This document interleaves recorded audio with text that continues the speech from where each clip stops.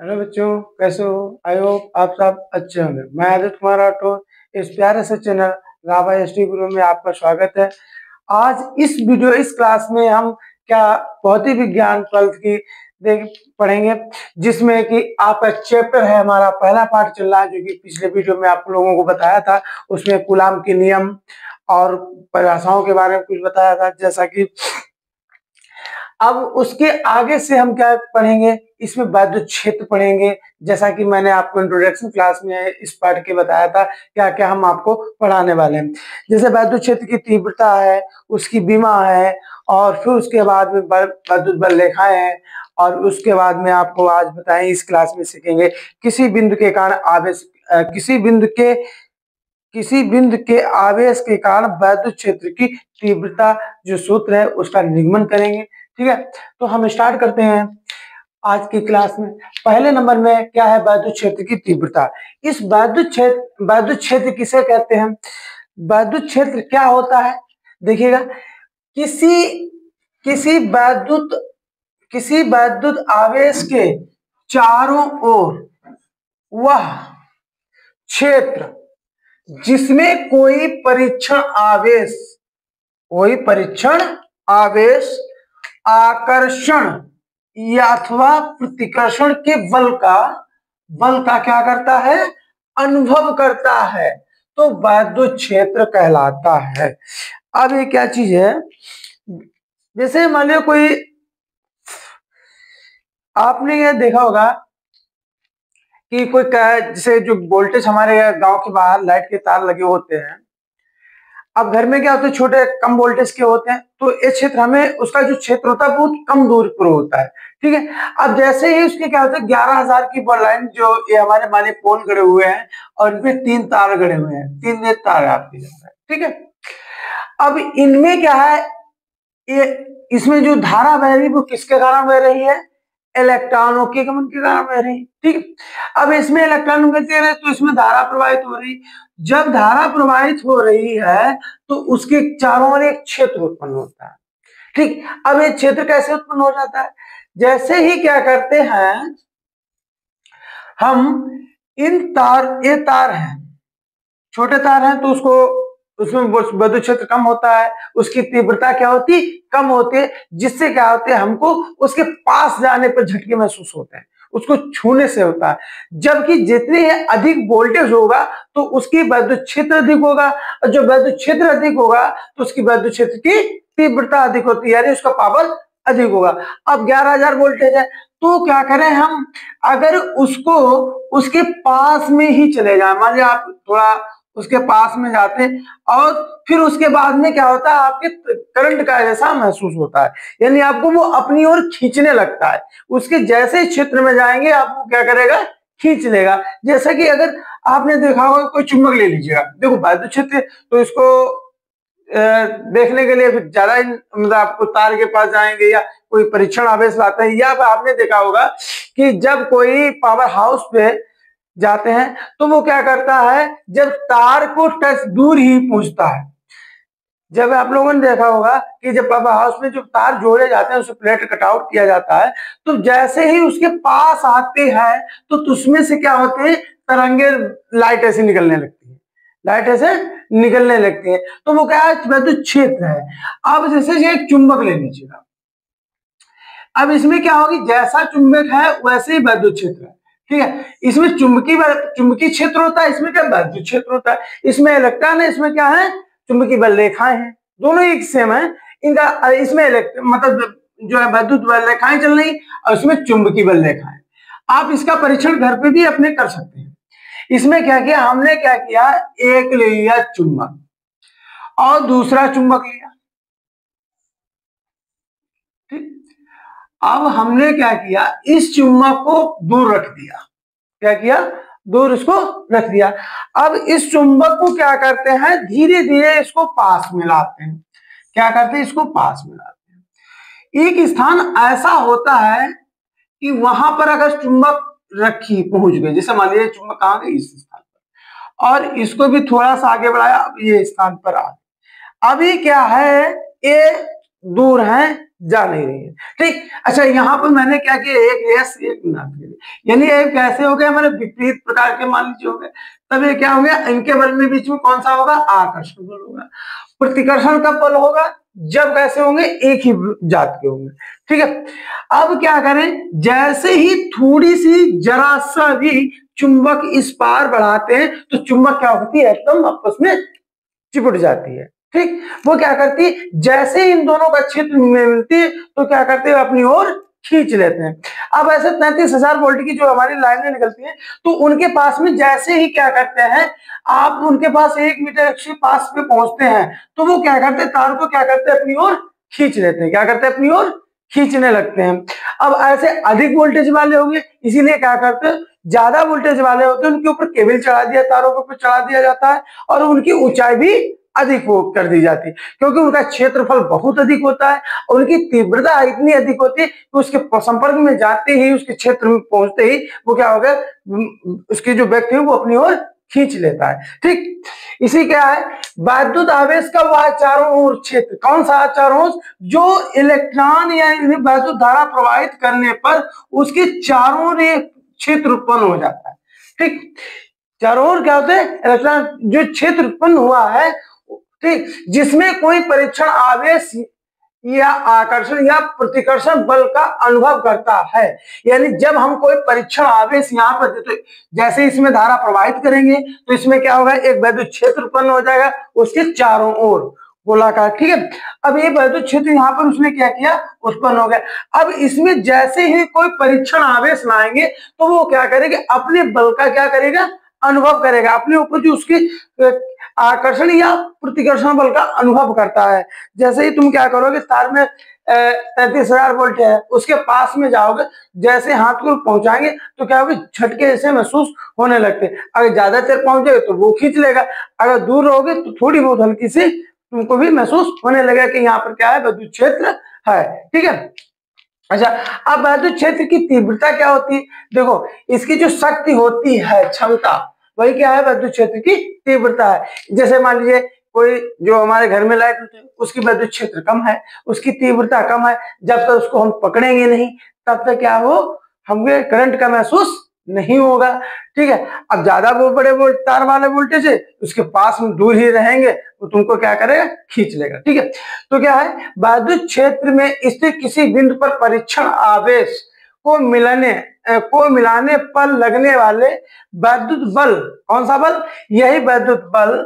ठीक, और परीक्षण आवेश, जो परीक्षण आवेश आपने लाए हैं, ठीक, और उसमें जो वैद्युत बल है, इन दोनों के अनुपात को क्या कहते हैं, वैद्युत क्षेत्र की तीव्रता कहते हैं। इसे काहे से प्रदर्शित करते हैं, ई से प्रदर्शित करते हैं। ठीक, और इसकी जो विमा होती है, विमा क्या होती है, तो बल की विमा क्या होती है, यम एल और यम एल टी माइनस 2, ठीक, बटे ए टी क्या है, आवेश की विमा है, और एम एल टी माइनस 2 क्या है, एम एल टी माइनस 2 बल की विमा। ठीक है, आप क्या करें, देखो इसको क्या करेंगे, ऊपर ले जाएंगे तो क्या हो जाएगी, एम एल टी माइनस 2 और ए भी क्या पहुंच जाएगा, ए भी माइनस का हो गया और टी भी क्या हो गया, माइनस का हो गया। तो ये हो गया एम एल टी माइनस 3 और ए माइनस 1। ठीक, ये हमारी क्या हो गई, इसकी विद्युत क्षेत्र की तीव्रता की क्या हो गई, विमा हो गई। ठीक है, अब इसके बाद में क्या करेंगे, हम किसी बिंदु आवेश के कारण वैद्युत क्षेत्र की तीव्रता सुनेंगे। यानी क्या है, कोई बिंदु आवेश है उसके कारण उसके जो वैद्युत क्षेत्र उत्पन्न होता है उसको हम अभी उसके निगमन करते हैं।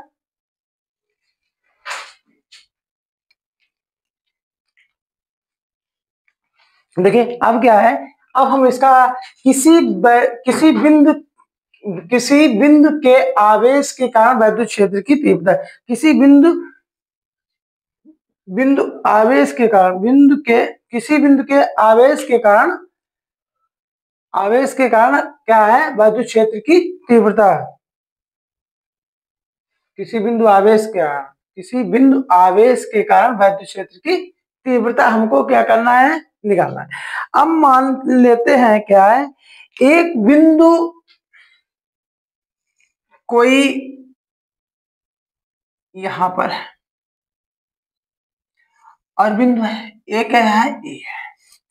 अब इस बिंदु से आर दूरी पर कोई एक बिंदु पी है जिसपे हमें क्या है, वैद्युत क्षेत्र की तीव्रता ज्ञात करनी है। क्या करनी है, ज्ञात करनी है। तो हम क्या करते हैं, इस बिंदु से आर दूरी पर, कितनी दूरी पर, आर दूरी पर एक बिंदु मानते हैं, क्या, पी मान लेते हैं। क्या है, कितनी दूरी पर है, आर दूरी पर।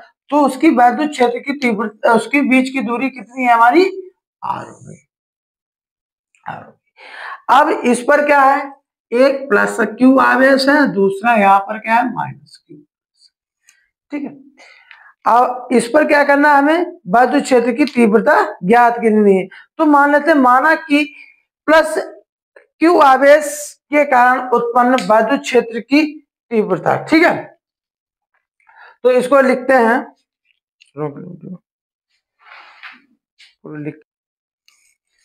देखिए, अब किसी बिंदु आवेश के कारण वैद्युत क्षेत्र की तीव्रता है, इस पे हमें क्या करना है, इसका हमें सूत्र का निगमन करना है।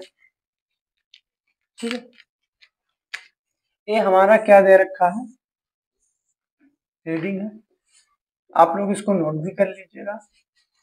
ठीक है, ये मोस्ट इम्पोर्टेंट क्वेश्चन इम्प्रूवमेंट है। इससे क्या होता है, बहुत सारे इसमें न्यूमेरिकल लगते हैं। ठीक, आपको इस सूत्र का अगर निगमन आता है तो इसके जो रिलेटेड हमारे न्यूमेरिकल होते हैं, उन न्यूमेरिकलों को क्या करते हैं, हम लगा लेते हैं। ठीक है, अब इसमें है क्या कि किसी बिंदु आवेश के कारण वैद्युत क्षेत्र की तीव्रता तुमको ज्ञात करनी है। अब हमने क्या किया, एक बिंदु ए ले लिया। अब इस बिंदु ए पर क्या है, परीक्षण आवेश जो है वो क्या है, प्लस क्यू जीरो है।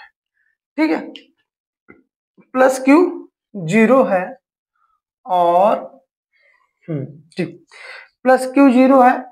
अब माना कि प्लस क्यू जीरो के द्वारा उत्पन्न वैद्युत क्षेत्र में स्थित क्या है, ये जो है एक बिंदु पर है, यहां पर कोई हमने आवेश क्या लिया, प्लस क्यू जीरो ले लिया।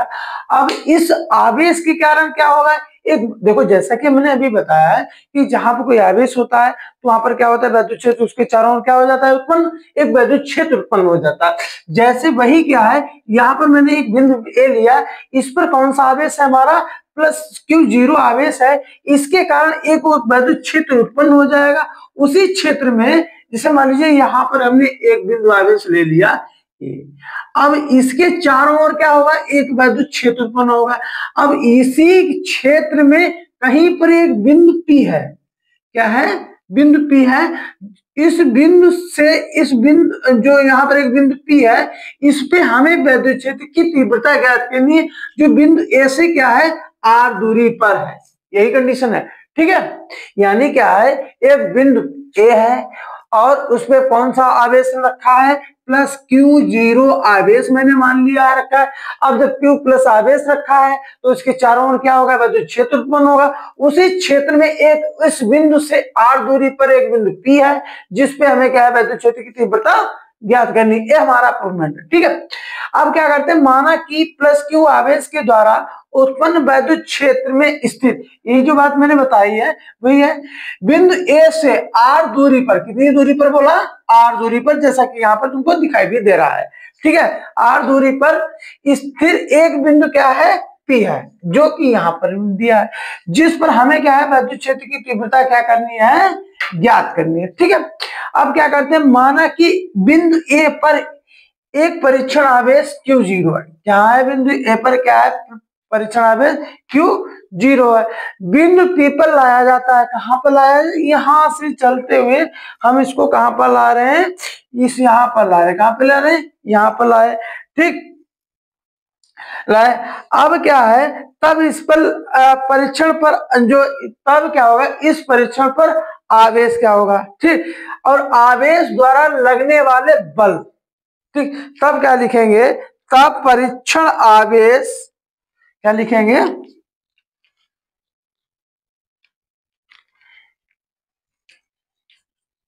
तब परीक्षण आवेश Q पर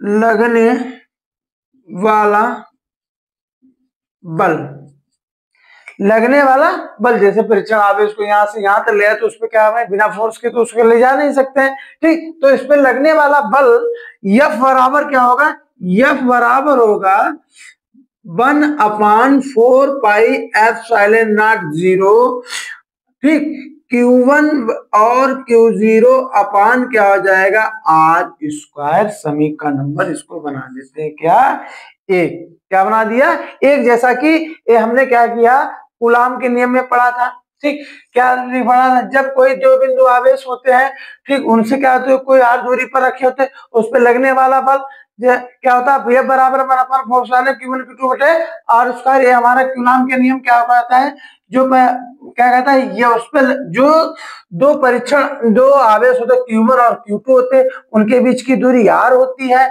तो उस पर लगने वाले बल को होता है F बराबर 4 pi epsilon not 0 Q1 Q2 बटे R²। ये हमने क्या किया पिछले वीडियो में, इसका प्रूवमेंट करवाया है, ठीक है। वहां से देख लिए, ये बराबर क्या होता है, बराबर 4 एप्सिलॉन Q1 Q2 बटे R²। इसको बना दिया हमने समीकरण नंबर 1। अब क्या करेंगे, बिंदु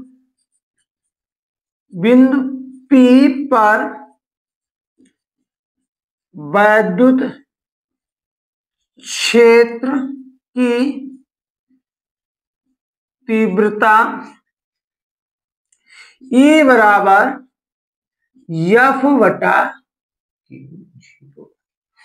अभी मैंने आप लोगों को बताया कि जो वैद्युत क्षेत्र की तीव्रता होती है, जो कि इसकी परिभाषा भी है, क्या इसकी परिभाषा है, क्या बताया था अभी, ये बताया था कि उस पे परीक्षण आवेश पर लगने वाला बल तथा परीक्षण आवेश के अनुपात को वैद्युत क्षेत्र की तीव्रता कहते हैं, ठीक है। यानी ये अभी परिभाषा वैद्युत क्षेत्र की क्या होती है, वैद्युत क्षेत्र की परिभाषा होती है वैद्युत क्षेत्र परीक्षण आवेश पर लगने वाला बल तथा परीक्षण आवेश के अनुपात को वैद्युत क्षेत्र की तीव्रता कहते हैं।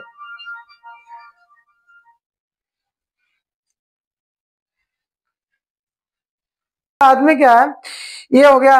अच्छा, अब यहां से क्या करें, F का मान डाल दीजिएगा, जो आपका यहां से निकला है ये वाला, ये क्या करेंगे, F का यहाँ पे मान रख देते हैं, तो यहाँ पर मान हो जाएगा, क्या हो जाएगा आपका, E बराबर F का मान कितना है, 1/4 पाई एप्सिलॉन नॉट 0, ठीक। और Q1 Q0 अपान क्या हो जाएगा, Q0²। यहां से ए क्या हो गया आपका, कैंसिल हो गया, कैंसिल हो गया, ठीक। अब बचा क्या है, E बराबर अब क्या बचा, E बराबर बचा 1/4 पाई एप्सिलॉन नॉट 0 Q बटे R², ठीक है। यहाँ Q1 है तो यहाँ Q2 कर लेंगे, खाली Q रखना चाहते कोई दिक्कत नहीं, ठीक। Q बटे R², यही क्या है, वैद्युत क्षेत्र की तीव्रता का क्या है, आपका फार्मूला है। बहुत ही सिंपल सा है, जैसा कि मैंने आप लोगों को कराया, बहुत ही सरल तरीका है, ठीक। अब इसका मात्रक क्या होता है, गुलाम, देखो ये तो नितांक हो गया, ठीक है। अब E बराबर 1/4 पाई एप्सिलॉन Q बटे R² हो गया, ठीक है। अब देखो Q का मान, Q क्या है, Q का आवेश क्या होता है, इसका मात्रक होता है न्यूटन प्रति कूलाम। किसका, वैद्युत क्षेत्र की तीव्रता का मात्रक क्या होता है, न्यूटन प्रति कूलाम, ठीक। अच्छा, न्यूटन प्रति कूलाम अब बना कैसे, देखो बल का मात्रक क्या होता है, बल का मात्रक क्या होता है, न्यूटन होता है। आवेश का मात्रक क्या होता है, कूलाम होता है। इसलिए वैद्युत क्षेत्र की तीव्रता का मात्रक क्या हो गया, न्यूटन प्रति कूलाम। एक बार आप फिर से देख लीजिएगा, फिर से क्या है कि किसी बिंदु आवेश के कारण वैद्युत क्षेत्र की तीव्रता दे रखी, क्या निकालना है तुमको, किसी बिंदु आवेश के कारण वैद्युत क्षेत्र की तीव्रता ज्ञात करनी है। ठीक है, तो मैंने क्या किया, कोई एक बिंदु ले लिया। अच्छा, अब फिर से एक बात देखिएगा, जैसे ही आप कोई एक बिंदु लेते हैं और वो बिंदु का मान लीजिए कहां पर है, इस पॉइंट पर है, उसका नाम मैंने दे दिया E। ठीक है, कोई बात नहीं है। अब यहां पर अगर हम क्या करते, कोई एक आवेश रख देते और उस आवेश का नाम क्या रख दिया, Q0। आप जब यहां पर Q0 आवेश है, जब आवेश होगा तो उसके चारों ओर क्या हो जाएगा, उसका वैद्युत क्षेत्र उत्पन्न हो जाएगा। अब ये हो गया आपका वैद्युत क्षेत्र मान लीजिएगा। अब इस वैद्युत क्षेत्र के किसी भी बिंदु पर, किसी भी मतलब इस क्या नाम, इस बिंदु से R दूरी पर एक बिंदु है, अब वो भी कहाँ है, इस वैद्युत क्षेत्र के किसी भी बिंदु पर, मतलब इस वैद्युत क्षेत्र में ही स्थिर है बिंदु, कोई एक बिंदु क्या है, वो P है जी। और इसी बिंदु पर तुमको क्या करना है, वैद्युत क्षेत्र की तीव्रता ज्ञात करनी है। और एक कितनी दूरी पर दे रखा है तुमको, इस A बिंदु से R दूरी पर है, कितनी दूरी पर है, R दूरी पर है। ठीक, आप देखिए क्या है, तब उसके बाद में हम मान लेते हैं, माना कि प्लस Q आवेश, इस आवेश के द्वारा उत्पन्न वैद्युत क्षेत्र, इस वैद्युत क्षेत्र, इसी वैद्युत क्षेत्र में है, में स्थिर बिंदु A से क्या, इस वैद्युत क्षेत्र में स्थिर बिंदु A से R दूरी पर स्थिर एक बिंदु क्या है, P है, जिसपे हमें क्या है, वैद्युत क्षेत्र की तीव्रता ज्ञात करनी है। ठीक, वैद्युत क्षेत्र की तीव्रता ज्ञात करनी है, ये आपका हो गया। फिर उसके बाद में क्या लिखना है कि माना कि बिंदु A, ये वाला बिंदु A पर परीक्षण आवेश Q0, इस बिंदु पर क्या है, परीक्षण आवेश क्या है, Q0 है। ठीक, बिंदु P पर लगने वाला बल, उसका क्या नाम, Q आवेश को बिंदु P तक लाने में, जो लाने पर जो बिंदु का नाम बल लगता है।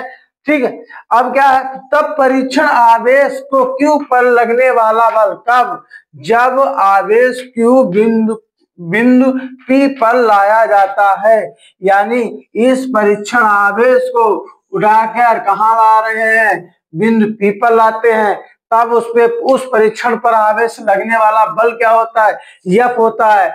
F बराबर सूत्र क्या होता है, जो कूलाम का नियम कहता है, 1/4π Q1/2R² होता है। और Q1 तुम्हारा क्या है, Q0 है, और Q2 क्या है, Q है। ठीक है, इसको Q कर लीजिए, कोई दिक्कत नहीं। ठीक है, यहाँ क्या है आपका, Q है।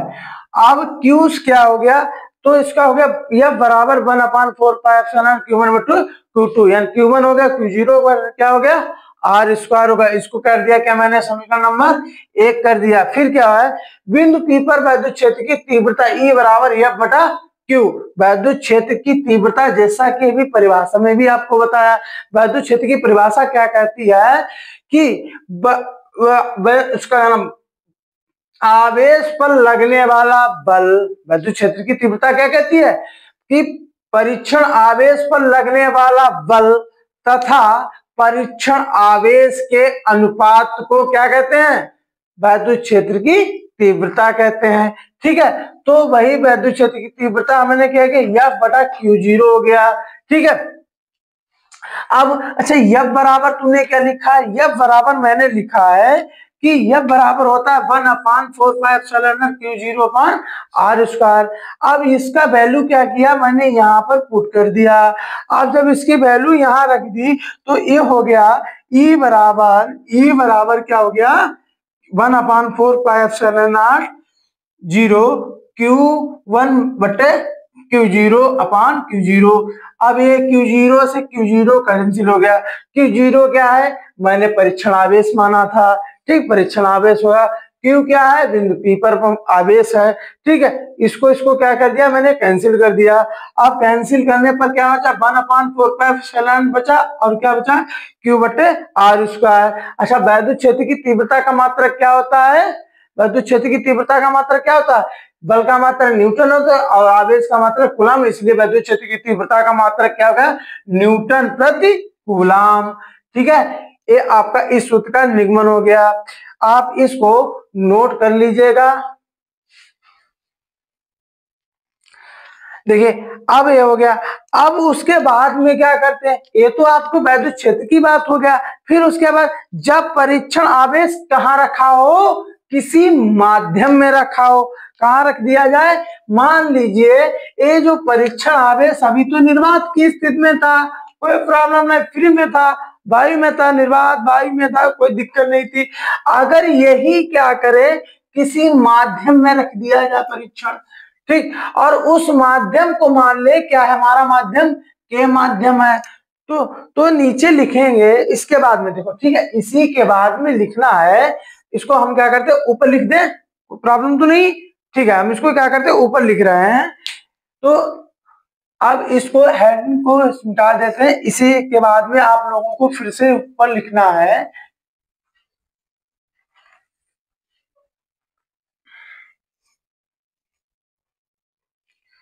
क्या लिखना है, जब परीक्षण, ठीक, जब परीक्षण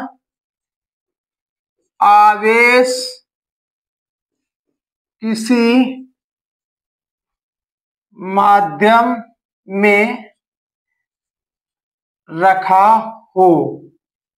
अब क्या है, जब क्या हो, जब परीक्षण आवेश किसी माध्यम में रखा हो तो अब तो क्या हो जाएगा, तो वैद्युत क्षेत्र की तीव्रता, तो वैद्युत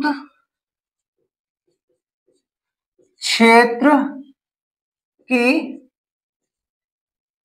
वैद्युत क्षेत्र की तीव्रता E बराबर 1/4πε0 और Q बटे आर स्क्वायर। यहां पर एक परावैद्युतांक माध्यम नियतांक आता है, उसे क्या कहते हैं, के कहते हैं। ठीक है, अब ये आ गया आपका परावैद्युतांक नियतांक। ठीक है, इसको आप नोट कर लीजिए। जब वायु में रखा था तब के बराबर कितना होता है, 1 होता है। जब किसी परावैद्युतांक माध्यम में रख देते हैं तो यहाँ पर 1/4πε0 के और इंटू क्यू बटा आर स्क्वायर हो जाता है, जहां के क्या है, परावैद्युतांक का माध्यम है। ठीक है, इसको भी नोट कर लीजिएगा आप लोग। फिर उसके बाद में हम आप लोगों को बता रहे हैं वैद्युत ध्रुव आघूर्ण, वैद्युत ध्रुव किसे कहते हैं। ठीक है, इसको आप लोग देखिएगा, इसको वीडियो को रोक के आप उसके और क्या करेंगे, इसको नोट कर लीजिएगा आप। इसके बाद में आप लोगों को हम बता रहे हैं वैद्युत ध्रुव आघूर्ण। आप लोग एक नोट्स बना लीजिएगा, इसको जो आप लोगों को हम थ्योरी और न्यूमेरिकल इसका इम्प्रूवमेंट करवा रहे हैं, आप उस नोट्स पे अपना नोट करते रहिएगा। फिर इस पार्ट के जैसे ही सारे इम्प्रूवमेंट कंप्लीट हो जाएंगे, उसके बाद में मैं आप लोगों को एक एक न्यूमेरिकल कराएंगे और 2026 में होने वाली 12th की जो परीक्षा होगी उसमें आप लोगों की फुल तैयारी करवाएंगे। ठीक है, और उसके हेडिंग हमारी क्या है, वैद्युत ध्रुव।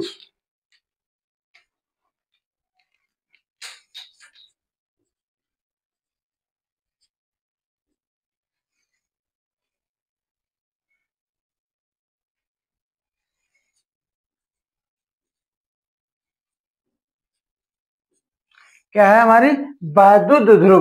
ठीक है, हेडिंग है क्या है, वैद्युत ध्रुव क्या होता है, इसके बारे में जानते हैं। ठीक है, अब वैद्युत ध्रुव क्या होता है, देखो जब इसको लिख लेते हैं पहले नंबर में, देखो इसको लिखते हैं।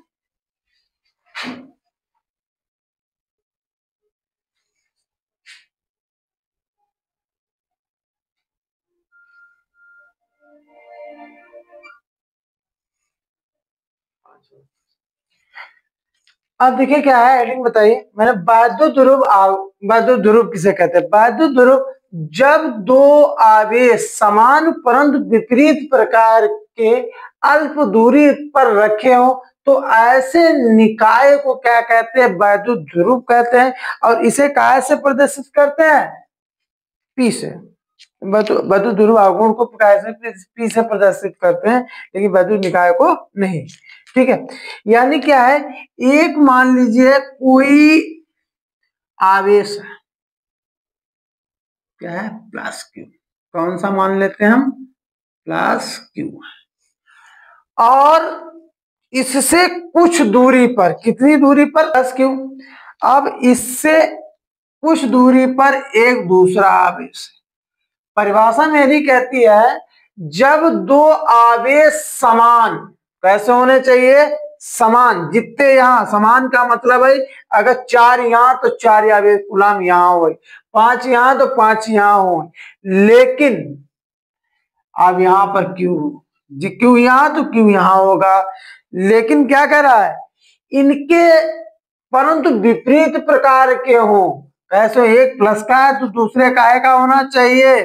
दूसरा हमारा होना चाहिए माइनस का। काय का होना चाहिए? माइनस का होना चाहिए।